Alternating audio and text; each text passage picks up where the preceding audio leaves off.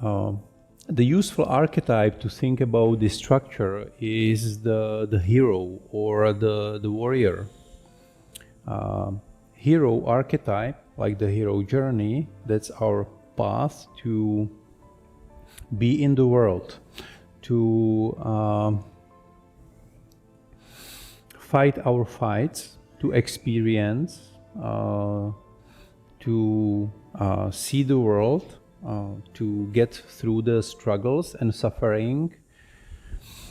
But there is the hero is the basic or child archetype, because the hero, the bad stuff of the hero is that hero will go into any fight that he thinks it's important without understanding the consequences or searching for the roots, searching for the cause of that problem.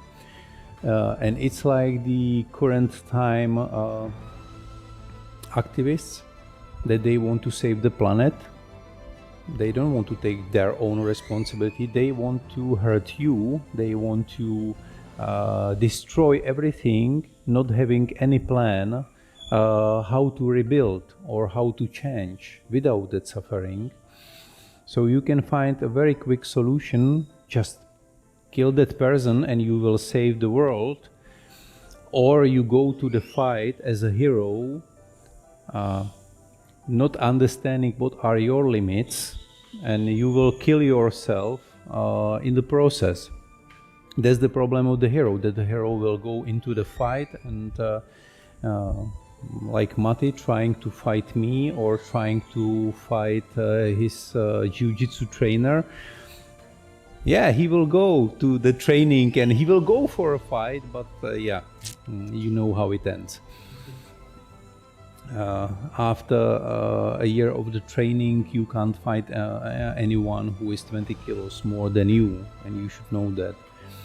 But you realize that only through your own experience. But the warrior, or a peaceful warrior, you can call it different names, it's an adult archetype. It's like, you know that there are some fights in your life that you need to go for and you need to win, but there are some that can't be fought through the aggressivity and material fight, like you will take a sword and kill someone. You can use different tools, and you know when it doesn't make sense to go for a fight because it's a lost cause. You can do anything. You can't save the world. You can save yourself, you can save your family, you can do some good decisions for your life, but to be in a depression that the world is gonna burn, it's just a stupidity. It's not a heroism.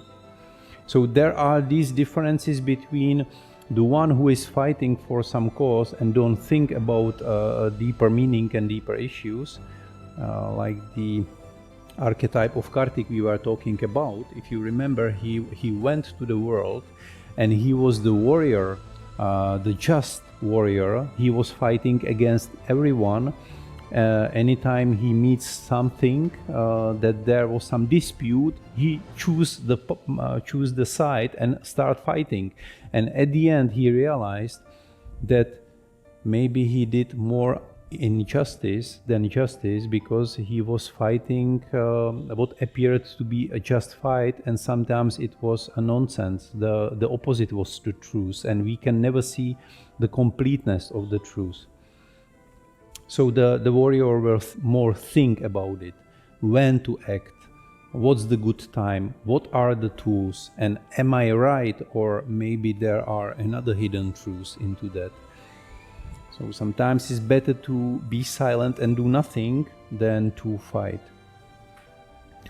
These archetypes, they are connected a lot to the ego, to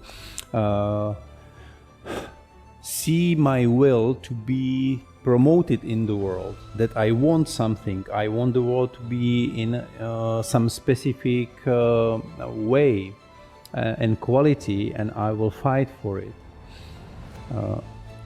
And there is always a shadow, like a negative stuff of the archetype, and also the hero or warrior archetype, they have their shadow side. Either it's harmonized and you know what to do, you know where to fight and what tools to use, but sometimes you can use a shadow side to be evil. You can start using your power and your will to manipulate others or to fight them or to torture them because you can. You saw it in the Second World War, or now people, regular, normal people that were teachers, that were administrative positions in society, they become completely evil because they didn't think by themselves. They were just following some rules. And it can happen anytime, even these days. Most people will behave like that. And then you can change to a sadist, someone who is creating the pain and even have a pleasure from creating the pain. Or the opposite is a masochist or coward that, I will rather be listening to what others tell me. I will comply to rules. I will comply to what government tells me. I will comply to this tyrant because it's better for survival. And some even take a pleasure into being hit, bitten, masochists.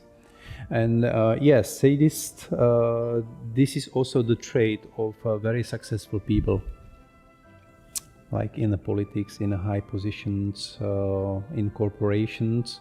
It's not just psychopaths. Very usually they have also these sadistic tendencies, because they like when they can hurt someone, and it's completely crazy. Their motivations are completely different. We can't understand them. You can't think about people like Schwab or Soros in the same way like you think about a normal human, because they are crazy, they are ill. Their psychology is completely twisted. They are psychopaths, Machiavelli, I don't say that, Machiavellian, and sadists most often. So they take a pleasure in hurting others.